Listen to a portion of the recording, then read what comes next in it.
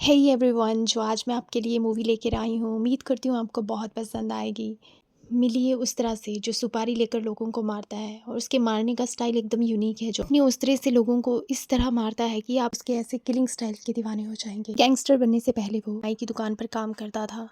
जिस डॉन ने उसके पिता को मारा था, जब वो उसकी दुकान पर आया तो उसने अपने उस तरह के सिंगल स्ट्रोक से उसको मार डाला। उसके बाद से ही उसका नाम उस्तरा पड़ गया। इसके बाद उस्तरा जलाल के लिए काम करता था स्पेन में। वो उसके भाई को मारकर वहाँ से भाग आया और इसकी वजह से उसका बच्चा उसकी बीवी के पेट में ही मर गया। उस इंसिडेंट के बाद उसकी वाइफ राबिया पागल सी हो गई, लेकिन वो अपनी वाइफ से फिर भी बहुत ज़्यादा प्यार करता है। इसके बाद जलाल ने उस्तरा को मरवाकर पानी में फेंकवा दिया था, लेकिन उसकी जान इस्माइल खान इंटेलिजेंस ब्यूरो के सीनियर ऑफिसर ने बचाई थी। उसके बाद से उस्तरा उनके कहने पर हर काम करता है और उन्हें चाह कर भी किसी भी काम के लिए मना नहीं कर पाता। और उस्तरा को रोज़ नई नई लड़कियाँ चाहिए टाइम बिताने के लिए। आज भी उस तरह किसी लड़की का इंतज़ार कर रहा होता है कि उसे खान साहब का फ़ोन आ जाता है और उससे जाना पड़ता है। खान उस तरह को बताता है कि आज उसे जलाल के आदमी को मारना है। एक्चुअल में खान भी जलाल को ख़त्म करना चाहता है। उस तरह अंदर जाता है और यहाँ पर हमें ज़बरदस्त फाइट सीन देखने को मिलता है। उस तरह एक के बाद एक सभी को माधुरी दीक्षित के सॉन्ग पर डांस करते हुए अपने ही स्टाइल में मार डालता है। इस मारकाट के बाद जब वो घर पहुंचता है तो वो देखता है कि कोई लड़की उससे मिलने के लिए आई है। उसे लगता है कि ये वही लड़की है जिसे उसने मिलने के लिए बुलाया था, लेकिन जब उसे पता चलता है कि वो जलाल और उसके साथ काम करने वाले 3 और सरकारी वकील अंसारी, इंस्पेक्टर पठारे और शंकर पसौड़े इनकी सुपारी देने के लिए आई है, तो उसे वो वहाँ से भगा देता है। सुबह जब वो उठता है तो वो देखता है कि वो बाहर गली में ही बैठी हुई है। अब जब हफ्शा वहाँ से काफ़ी समय तक नहीं उठती तो उस तरह उसे बुलाता है और उसे कहता है कि अगर जलाल को तुम्हारे बारे में पता चला कि तुम उसकी सुपारी लेकर मुंबई में घूम रही हो तो वो तुम्हें मार डालेगा। और उस तरह उसे समझाता है कि तुम एक अच्छे घर की लगती हो, इसीलिए यहाँ से चली जा। अब हमें यहाँ हफ्शा का फ्लैशबैक दिखाया जाता है। हफ्शा एक लड़के महबूब से बहुत ज़्यादा प्यार करती थी स्कूल टाइम से ही। अब जब उनकी शादी की उम्र हो जाती है और उनके घर वालों को पता चलता है तो हफ्शा के फादर महबूब के सामने शर्त रखते हैं कि वो 6 महीने में 50,000 रुपये कमा कर लाए और वो हफ्शा का निकाह उसके साथ करवा देंगे। महबूब जिसकी तनख्वाह 1500 रुपये पर महीना है, उसके लिए 6 महीने में 50,000 रुपये इकट्ठा करना बहुत बड़ी बात थी। लेकिन फिर भी वो समय से पहले जैसे तैसे पैसे इकट्ठे करके हफ्शा से निकाह कर लेता है। एक दिन महबूब जब पूरी तरह से घायल अवस्था में घर पहुंचता है तब हफ्शा को पता चलता है कि महबूब जलाल के लिए अकाउंटेंट का काम करता है और जलाल हर तरह का इलीगल काम करता है। अब हफ्शा महबूब को वो नौकरी छोड़कर कोई और काम करने के लिए कहती है। महबूब उसे समझाता है कि जलाल को ये मंजूर नहीं होगा कि कोई आदमी उसका काम छोड़कर जाए, लेकिन फिर भी वो ट्राई करेगा। अब महबूब जलाल से नौकरी छोड़ने की बात करता है, लेकिन जलाल के आदमी महबूब को दौड़ा दौड़ा कर बहुत ही बेरहमी से मार डालते हैं।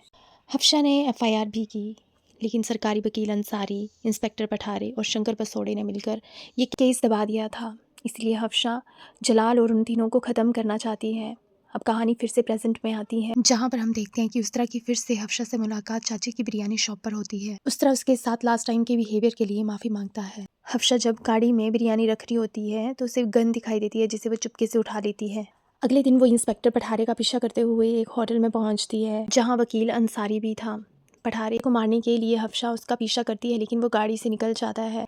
लेकिन वकील अंसारी अभी भी होटल में ही था, इसलिए वो उसका पीछा करते हुए जेंट्स वॉशरूम में चली जाती है और उस पर गन तान देती है। लेकिन हफ्शा को गन तो चलाना आता ही नहीं था। जब अंसारी को ये पता चलता है तो वो उससे गन छीनकर उसी पर चला देता है, जिससे कि हफ्शा घायल हो जाती है। लेकिन एंड मोमेंट पर वहाँ पर उस्तरा पहुँच जाता है और अपने उस्तरे से अंसारी का गला काट कर उसे मार डालता है और हफ्शा को अपने अड्डे पर ले आता है।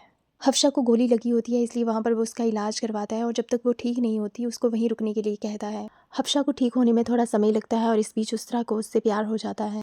एक दिन उस्तरा को खान साहब का फ़ोन आता है। वो उसे बताते हैं कि जलाल हथियारों की डिलीवरी नेपाल में करने वाला है और इसलिए उसको वहाँ पर अटैक करना है। उस्तरा नेपाल जाने के लिए रेडी हो जाता है। इस बीच हफ्शा भी ठीक हो चुकी थी और वो उस्तरा से कहकर वहाँ से निकलने लगती है, लेकिन उस्तरा जो उसके बिना बिल्कुल भी नहीं रहना चाहता था, वो उसको अपने महबूब का बदला लेने के लिए उकसाता है। अब हफ्शा में फिर से बदले की आग जल उठती है और वो उस्तरा को खुद को ट्रेन करने के लिए कहती है। उस्तरा भी उसको पूरी तरह से ट्रेन कर देता है। अब नेपाल जाने का समय भी आ गया था, लेकिन रास्ते में उन पर जलाल के आदमी हमला कर देते हैं। इस हमले में उस्तरा के बहुत से आदमी मारे गए। हफ्शा को लगा कि शायद उसकी वजह से वो सब मारे गए, क्योंकि अगर वो ना होती तो वो सारे उस जंगल के रास्ते से होकर ना आते और सरहद पार कर चुके होते, क्योंकि उस्तरा बहुत समय से खान साहब का काम करते करते थक गया था और अब वो उस जंगल से निकलना चाहता था। और इन सब से निकल कर वो कहीं बाहर चले जाना चाहता था, किसी और कंट्री में। अब जब सुबह उठकर उस्तरा देखता है तो उसे हफ्शा कहीं नहीं दिखती, क्योंकि वो बिना किसी को बताए वहाँ से जा चुकी थी। हफ्शा के प्यार में पूरी तरह पड़ चुका उस्तरा उसे हर जगह तलाश करता है, उसके घर में, चाची की बिरयानी शॉप में, और खान साहब को भी उसको ढूंढने के लिए कहता है, लेकिन वो उसे कहीं नहीं मिलती। उस्तरा को वो हर जगह दिखाई देती है, यहाँ तक कि अब उसे किसी भी लड़की में कोई इंटरेस्ट नहीं आता। उस्तरा हफ्शा का बदला पूरा करने के लिए जलाल के ड्रग्स के अड्डे पर पहुंचकर उसमें आग लगा देता है, जिससे कि जलाल और ज़्यादा बौखला जाता है और अपने आदमियों को उसको मारने के लिए कहता है। उस्तरा के इस कदम से खान साहब भी बहुत ज़्यादा गुस्सा हो जाते हैं। आगे हम देखते हैं कि उस्तरा चाची का पीछा करते हुए हफ्शा तक पहुंच जाता है, जिसने बदला लेने के लिए रानी शर्मा बनकर इंस्पेक्टर पठारे से शादी कर ली है। वहीं हम देखते हैं कि हफ्शा मौका देखकर बिना किसी की नज़र में आए बसोड़े को जहर वाली सुई लगाकर मार डालती है। अब ये सब देखकर उस्तरा चाची के घर सचाने के लिए पहुंच जाता है। चाची बताती है कि उन्होंने ये सब खान साहब के कहने पर किया, यानी कि हफ्शा ने अपना बदला लेने के लिए पठारे से शादी खान साहब के कहने पर ही की। अब उस्तरा हफ्शा के घर पठारे की गैर मौजूदगी में जाता है और वो उससे कहता है कि वो जलाल से उसके लिए बदला ले लेगा, तो उसके बाद तो वो उसके साथ चलेगी ना। तो हफ्शा इस पर उससे कहती है कि वो उसके मकसद के आड़े ना आए और इस जन्म में तो उसे उसकी रूह नहीं मिलेगी। ये सुनने के बाद उस्तरा वहाँ से चला जाता है। एक दिन खान साहब हफ्शा को ट्रेन में मिलने के लिए बुलाते हैं और इसकी जानकारी पठारे को भी लग जाती है कि खान साहब किसी से आज ट्रेन में मिलने वाले हैं, और उन्हें लगता है कि वो उस्तरा ही होगा, इसीलिए वो स्टेशन पर पूरी फौज लेकर उन्हें मारने के लिए बैठे होते हैं। जब इसकी भनक उस्तरा को लगती है कि पठारे आगे स्टेशन पर खान साहब का इंतजार कर रहा है तो वो हफ्शा को ट्रेन से उतार देते हैं। पठारे और उसके आदमी खान साहब और उस्तरा पर गोलीबारी करना शुरू कर देते हैं, जिसमें खान साहब को गोली लग जाती है और उस्तरा को भी गोली लगने के बाद वो नदी में गिर जाता है।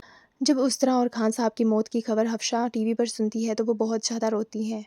आगे हम देखते हैं कि पठारे 2 स्पेन के हनीमून की टिकट्स लेकर घर पहुंचता है। हफ्शा ये देखकर बहुत ज़्यादा खुश हो जाती है, क्योंकि अब उसे जलाल के पास जाने का मौका मिल रहा था और इससे वो उसे ख़त्म कर सकती थी। आगे हम देखते हैं कि वो दोनों स्पेन पहुंच चुके हैं और पठारे हफ्शा को जलाल के घर के फंक्शन में लेकर जाता है। वहाँ भीड़ का फ़ायदा उठाकर हफ्शा जहर वाली सुई जलाल को लगाने की कोशिश करती है, लेकिन जलाल उसका हाथ पकड़ लेता है, जैसे उसे सब कुछ पहले से ही पता हो। और अब यहाँ पठारे रिवील करता है कि उसे पहले से ही पता था कि वो हफ्शा कुरैशी है, क्योंकि जिस दिन ट्रेन में खान साहब को गोली लगी थी वहीं पर उसे हफ्शा का पासपोर्ट मिला था, जिससे उसने उसकी सारी हिस्ट्री निकाल ली। और वहाँ पठारे हफ्शा को बहुत ज़्यादा मारने लगता है और जलाल से हफ्शा को जान से मारने के लिए इजाज़त मांगने लगता है, लेकिन जलाल हफ्शा के हाथों पठारे को मरवा देता है, क्योंकि उसे पता था कि उस तरह इतनी आसानी से मरने वाला नहीं है और वो हफ्शा को बचाने के लिए स्पेन ज़रूर आएगा, और जब वो आएगा तो वो उससे अपने भाई और अपने बच्चे की मौत का बदला ज़रूर लेगा और उसे अपने घर की बेसमेंट में कैद कर लेता है। अब इसके बाद हमें 3 महीने बाद का सीन दिखाया जाता है। हम उस्तरा को देखते हैं जो किसी हॉस्पिटल में एडमिट है और काफ़ी हद तक रिकवर हो चुका है। इसके बाद वह सीधा स्पेन पहुंचता है। वहीं हम जलाल को देखते हैं जिसे बुल फाइटिंग का शौक है और जिसके लिए वो घर से निकलता है। वहीं पीछे से उस्तरा उसके घर पहुंचकर उसके सभी आदमियों को मार डालता है। जब उस्तरा का राबिया से सामना होता है तो हमें एक फ्लैशबैक दिखाई जाती है, जहाँ हम देखते हैं जब राबिया को पता चला था कि जलाल ने आईएसआई ज्वाइन कर ली है और वो मुंबई पर हमले करने वाला है, तो उसने खान को फ़ोन करके सब सच बताने की कोशिश की। वहीं दूसरी ओर उसका देवर मोहसिन उसकी और खान की बातें सुन लेता है। उस समय जलाल और उसके आदमी घर पर नहीं थे। मोहसिन को जब उसकी गद्दारी का और जलाल से किए हुए धोखे का पता चलता है तो उसे जान से मारने की कोशिश करता है। उन दोनों की झगड़े की आवाज़ सुनकर उस्तरा भी वहाँ पहुँच जाता है। उस्तरा उन दोनों को शांत करके मामले को सुलझाने की कोशिश करता है, लेकिन इसी बीच राबिया गोली चलाकर मोहसिन को मार डालती है। अब उस्तरा को पता था कि अगर जलाल को राबिया के बारे में पता चलता है तो वो उसे मार डालेगा, इसीलिए वो अपने ऊपर सारा इल्ज़ाम लेकर वहाँ से भाग जाता है। इस फ्लैशबैक के ख़त्म होते ही हम देखते हैं कि राबिया उस्तरा को बता देती है कि हफ्शा नीचे बेसमेंट में बंद है और वो खुद जलाल की परफॉर्मेंस देखने चली जाती हैं।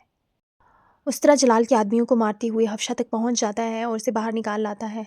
अब घर पर घायल पड़ा हुआ जलाल का एक आदमी उसे फ़ोन करके राबिया और उस्तरा के बारे में सारी सच्चाई बता देता है, जिसे सुनकर जलाल गुस्से में राबिया के पास सच जानने के लिए पहुंचता है। और ये सीन यहीं कट हो जाता है। आगे हम देखते हैं कि उस्तरा भी जलाल के सामने ग्राउंड में पहुंच जाता है।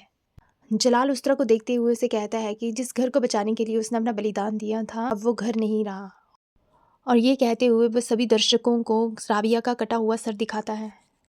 अब यहाँ पे हमें जलाल और उस्तरा में काफ़ी ज़बरदस्त फाइटिंग देखने को मिलती है और लगभग उस्तरा जलाल को मार ही डालता, लेकिन तभी वहाँ पर हफ्शा की एंट्री होती है जो अपने हाथों से जलाल को मार डालती है। और वहीं जलाल के आदमियों के पास दूर खड़े होकर ये सब कुछ देखने के सिवा कोई और चारा नहीं था, क्योंकि उस्तरा के आदमियों ने उनको घेर लिया था। अब आगे हमें कुछ समय बाद का सीन दिखाया जाता है कि हफ्शा ने महबूब के नाम का संगीत कला केंद्र खोल लिया है और बच्चों को म्यूजिक सिखा रही है। और वहीं सामने उस्तरा और उसके आदमी बैठकर म्यूजिक का आनंद ले रहे हैं। और लास्ट में हमें खान साहब को भी दिखाया जाता है जो कि किसी हॉस्पिटल में एडमिटेड हैं और धीरे धीरे रिकवर हो रहे हैं। और यही होता है हमारी मूवी का दी एंड। अगर एक्सप्लेनेशन अच्छी लगी हो तो लाइक शेयर सब्सक्राइब ज़रूर करें। मिलते हैं नेक्स्ट वीडियो में। Thanks for watching. Bye bye और नमस्कार।